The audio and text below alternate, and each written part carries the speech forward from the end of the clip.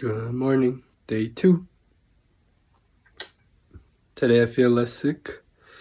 I'm a little sore from doing my 1 rep max yesterday, but overall should be good. Let's get started. Usual greeting.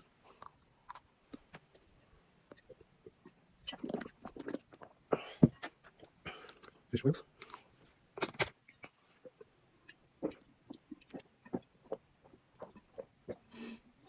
The goal is to have 5 of these before noon. Here's my sleep schedule. Slept for 6 hours, 18 minutes. It took longer than I expected to clean up the hair I made a mess of last night and showering. But I actually woke up before my alarm, so maybe the official is already working. I found that in the past when I took it, my sleep got better and I needed to sleep less. Today's mindful meditation, I actually did end up completing all 5 minutes without breaking, so that was nice. One of my viewers gave me the recommendation to put on white noise. I'll do that in the future if I have trouble concentrating. And did my regular stretches and got 30 minutes of work done this morning. You guys also get a sneak peek into my room this time, I suppose. Got a couple orders that I needed to do today. To the gym today. So cold. I feel like I was gonna die just breathing. Let's get started. So I always drink 1 whole bottle of water before I get started on my workout. Here's the program for today. Everyone heard of Throwback Thursday, but has anyone ever heard of Throw It Back Thursday? The RPEs are range from 1 to 10, basically how much pain you're in when you do the exercises. This is showing my 3rd set. I'm probably gonna show always my last set of an exercise, so you see me struggle. This was harder than I expected. I think because I went all out yesterday. My grip was especially feeling it. I couldn't even hold the bar properly today. But yeah, as you can see, that last rep looked pretty tough. So the purpose of this exercise is you just want to hold at the bottom of the squat. I think that's where my weakness is. So today I decided to start with that because I thought it would be the hardest exercise. Spoilers, it was not. And then here we have the hip adductors and abductors. My friend used to joke about this one. She was a girl, by the way. We went to the gym one time and we both pointed at this machine, and I forgot if it was me that said it or she said it, but we were just like, look, it's the machine that hoes uses to practice spreading their legs. I'm sorry. But yeah, this one I went for volume instead of a lot of heavy weights. This is one of my first times actually doing this exercise properly. I think once again it's also one of my weak areas.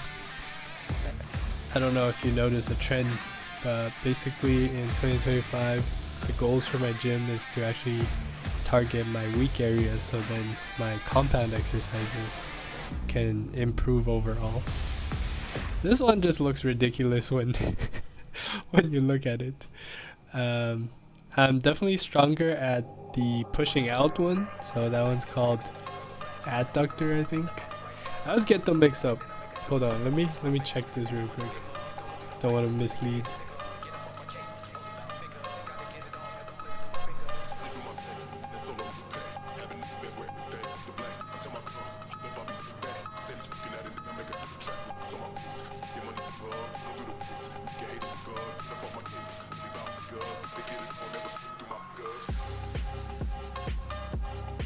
Yeah, so abduction is away. Okay, so what I'm doing right now is abduction, and before what I was doing was adduction. I'm much better at abduction. finally got that done. Here we have hip thrust. This is my first time doing it. This was unbelievably hard. I put this at let me see what RP I put this at. I put this as RP 9 because it hurt my hips so much. If I didn't have the squat bar protecting thing, this would be RP 11. I don't know how girls do it, but I have newfound respect. I only did one plate and I thought I was gonna die. I do a lot of squats due to powerlifting, so I feel like I always neglect my hamstrings. So today I worked some of that in there. This one's really tough for me because on one of my legs, it also feels like there's a muscle being pulled whenever I contract. It's like a little shock of electricity. It goes away after each rep, but it's like a constant thing. That's why I've put it off for so long. But yeah, gotta work those hammies. There we go. Final exercise is calf raises. Now this one is surprising because it's all just body weight. I like doing calves with just body weight because, you know, naturally that's how you'd be using your calves. Very rarely do you overload your calves for strength. This one was crazy because this is my first time seeing my own calves actually, and I'm surprised by my definition. I finally understand back in, I think, junior high gym class. Everyone in gym class always called me calf god. Tony the calf god. I always thought they were being ridiculous because I never seen my own calves before. But I guess there's a first time for everything, right? Yeah, this is just switching up variations. You can also do one where your toes are pointed outside. I do them on elevated plates because it gives me a deeper stretch at the bottom, and I think that's the secret to calf training. It's just time under tension. As you can see, I'm doing 5 sets of 26, which is a huge amount. But yeah, my calves felt pretty good. I guess this is the rebirth of calf gods. Okay, let's give a summary of the workout today. So once again, pods deep squats. I think I could have gone heavier, but today my CNS, my central nervous system, was just completely burnt out. So that one felt really heavy, RPE 9. Abductors, adductors, I think these would be like your peripheral ones, but still very important. You never know when you're gonna give birth, you know. That one was pretty light. I split them between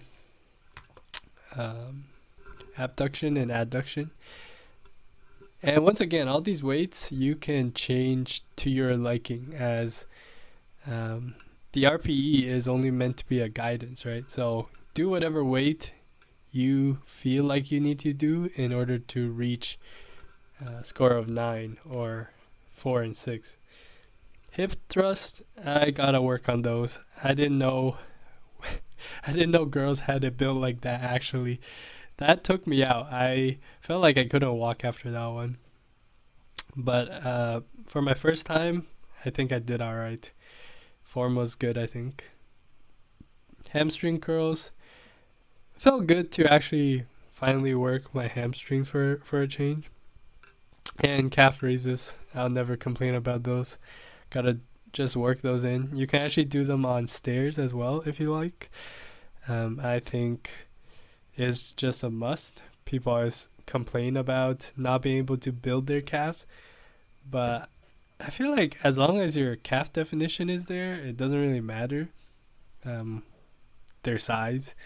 I think, you know, calves are just hard to build big, but if you get them defined, I think anyone can tell, right? And they wouldn't think otherwise about your calves. That's just my opinion, though. Today I dropped off 6 packages altogether. This is my normal routine every single day after the gym. After I got home, I did some website editing for my business. A lot of customers kept using the wrong software, so I made it abundantly clear on the product page when they go to download which product is for which software. I appreciate them finding it, so it's always my philosophy. The more I can make it easier for customers to use our website, the better it is in the long term, even if it seems tedious in the near term. Finally, we get back to our brokerage accounts. Still, the funds have not cleared, so I was not able to trade at all today. But basically, I'm going to have two different accounts. One is for USD and one is for Canadian. I think my USD will actually clear first, which is kind of crazy to think about. And right now, we're just putting it in a global watch list. On the left hand side, you see all of the, I guess what you call the mega caps of the world. Think of it like the top 20 biggest companies in the world, relevant to the US, of course. And what I'm doing is using the market closing price for today and making it as if I bought shares in those companies today. So then starting tomorrow, when we open the spreadsheet, we'll get a clear view on exactly how the market is doing overall, right? And then on the right, we're just building a basic perspective watch list. I'm not promising that I'm going to buy any of these.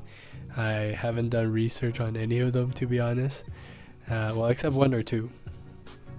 But we gotta form our portfolio one way or the other. So yeah, I think we're just building the foundations right now. And right here, as you can see, I'm beginning to list out the I guess framework for what this portfolio is going to look like. I hope that these are rules that most of y'all can generally accept. This portfolio, just to be completely transparent, will not be a YOLOing portfolio, so you'll not see me put all my money into expiring Friday calls, you know, and then losing all my money due to theta decay. But these are not hard rules. I ended up coming with 10, and that could change. But basically, when we buy any position, I'm gonna look at these 10 rules and see if I have met the standards of the portfolio. For example, number 1 is pretty obvious. We want to diversify. We don't want any one position to be more than 20% of the weighting, no matter how bullish we are on a position, right? That's just to protect myself, actually. Like, I know sometimes investors get so hyped about one stock that they forget that diversification is really important. Sure, you can make it big, but if you lose, you only had one shot. So I don't want to do that. Number 2, buy under a margin of safety. Pretty standard stuff. Number 3, we must have a reasonable thesis for why we're buying that position. That means understanding the company, giving out the 3 pros and 1 con. We want companies which are innovative and have a moat. We don't want low margin garbage like stocks that, you know, move 2-3% a year. Number 5, no margin, no options, and no shorting. That's once again to protect myself and to look out for everyone else's best interest, so that this portfolio doesn't go to zero in like 2 weeks. It's hard to use margin and options and shorting stocks like that. Even professionals have to be careful when you do that. Those are very highly sophisticated trading instruments. Number 6, if we ever hit a double on a stock, or more than 2, we gotta ride it out. You know what I'm saying? Number 7, we're gonna be looking at US and Canada stocks mainly, because I am in Canada and US and I can travel between those countries freely at any time in case I need to do market research or anything like that. But yeah, ultimately the goal of this portfolio is to beat the S&P. I've done paper trading accounts before, so in 2024 I did paper trading of starting with 100,000 and I think ended up with 3x the final portfolio amount at the end of it. Humble brag. Of course, that's just paper trading, and last year was a crazy bull run, so we're not gonna promise anything, but the goal is to outperform the S&P, as should any portfolio, right? Otherwise, you're just better off buying index funds and just forgetting about it. Number 9, every single buy has to be split into two buys, and this is basically a cheaper way of dollar cost averaging. If you're really bullish, then you can average up, and if all of a sudden the stock collapses, you have a second chance to lower your average a little bit, right? And number 10, other than the initial amount that I haven't revealed yet for the portfolio that I'm going to add, we are not allowed to add any other income to the portfolio other than the natural stock lending program in some stock portfolios and dividends.